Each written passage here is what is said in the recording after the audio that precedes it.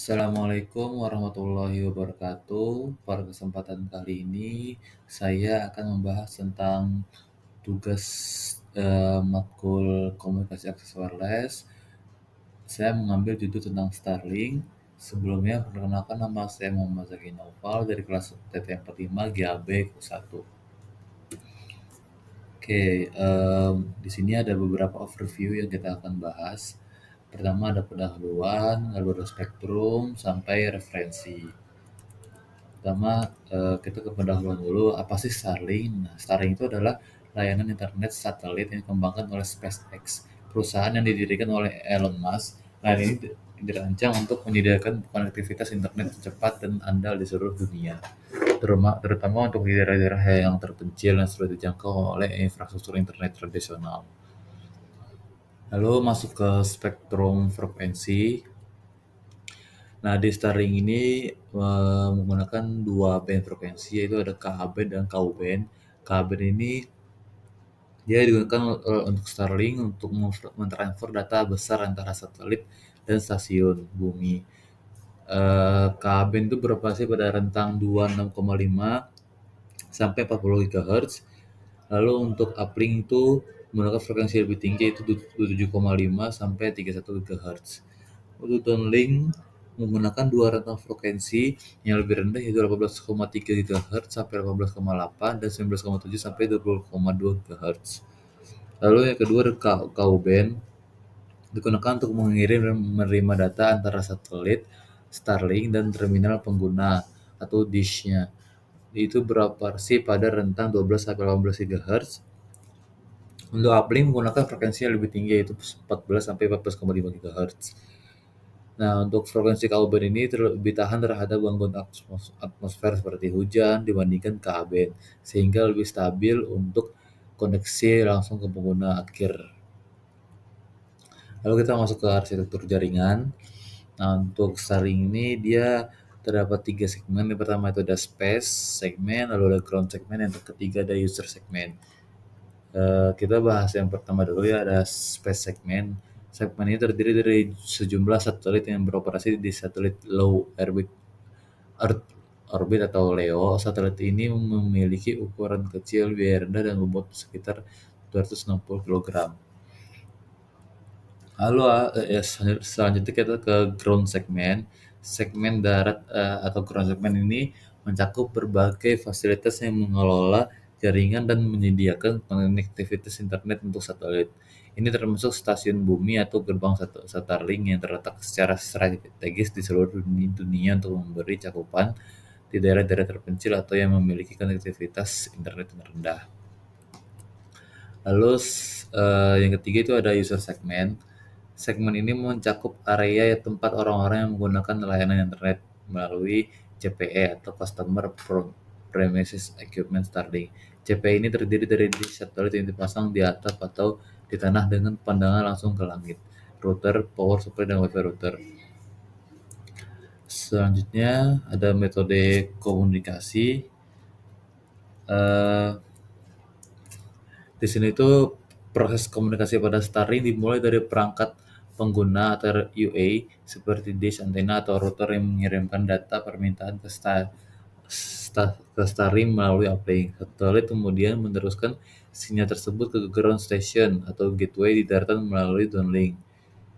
Ground station memproses data permintaan dari pengguna dan mengakses server di internet untuk mendapatkan tanggapan. Setelah data tanggapan diterima, ground station mengirimkannya kembali ke satelit melalui uplink. Tuh. Lalu setelah itu satelit lalu meneruskan data tersebut kembali ke perangkat pengguna melalui downlink sehingga informasi yang diminta dapat diakses. Jadi itu adalah cara metode komunikasi atau gimana cara komunikasi si Starlink tersebut. Lalu kita masuk ke jangkauan. Jangkauan Starlink ini pertama ada di daerah terpencil. Starlink dirancang untuk menyediakan akses internet berbasis satelit yang dengan kecepatan tinggi ke wilayah terpencil dan kurang terlayani di seluruh dunia. Nah, untuk di daerah terpencil ini contohnya kan banyak manfaatnya. Salah satunya itu untuk akses pendidikan, Kayak Starlink memungkinkan siswa dan guru di daerah terpencil untuk terhubung ke sumber daya pendidikan online, mengikuti kursus daring, dan berinteraksi dengan komunitas pendidikan global. Lalu yang kedua fungsinya itu untuk pengembangan ekonomi lokal. Usaha kecil di daerah terpencil dapat memanfaatkan konektivitas ini untuk menjual produk mereka secara online, memperluas pasar mereka ke wilayah yang lebih luas. Lalu yang kedua itu orbit rendah. Starlink menggunakan teknologi canggih berupa konstelasi satelit di orbit rendah atau LEO yang beroperasi pada ketinggian sekitar 550 km di atas permukaan bumi. Posisi orbit rendah ini memberikan beberapa keunggulan signifikan dibandingkan satelit GEO yang biasanya beroperasi di ketinggian 36.000 km. Lalu untuk kecepatan transmisi datanya, Starlink menawarkan kecepatan transmisi data yang luar biasa, membuatnya menjadi salah satu solusi internet berbasis satelit dengan performa terbaik di dunia. Nah, untuk berdasarkan hasil uji coba, di sebelahnya ada tabel kecepatan unduh atau downlink dihasilkan dapat mencapai 222 Mbps, sementara kecepatan uplinknya mencapai 24 Mbps. Untuk jangkauannya sendiri, router Starlink dirancang untuk memberikan jangkauan sinyal yang luas hingga 1000 kaki persegi dan dalam kondisi ideal. Hal ini membuatnya mampu mencakup area yang cukup besar seperti rumah berukuran sedang hingga besar tanpa memerlukan perangkat tambahan. Nah, kita selanjutnya masuk ke fitur-fitur teknologi yang ada di Starlink. Pertama, kita masuk ke modulasinya. Modulasi Starlink ini menggunakan 64 QAM.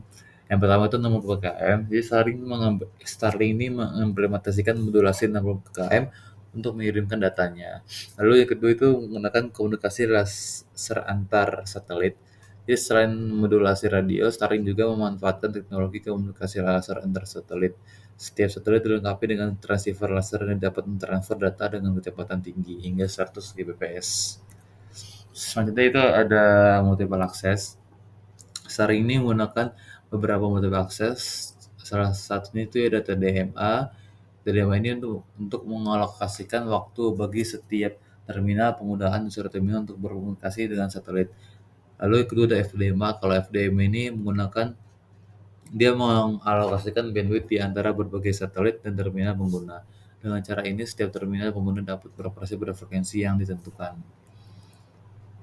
Lalu kita masuk ke beamforming. Satelit ini menggunakan teknologi beamforming melalui antena phased array yang terdiri dari 1.280 antena kecil untuk mengoptimalkan pengiriman sinyal ke satelit. Lalu ini parameter link budget untuk satelit yang saya dapatkan dari Google. Dan berikut adalah link dari beberapa referensi yang saya gunakan untuk memasukkan materi-materi yang ada di PPT ini. Oke, sekian dari saya. Jika ada salah kata, mohon maaf. Assalamualaikum warahmatullahi wabarakatuh.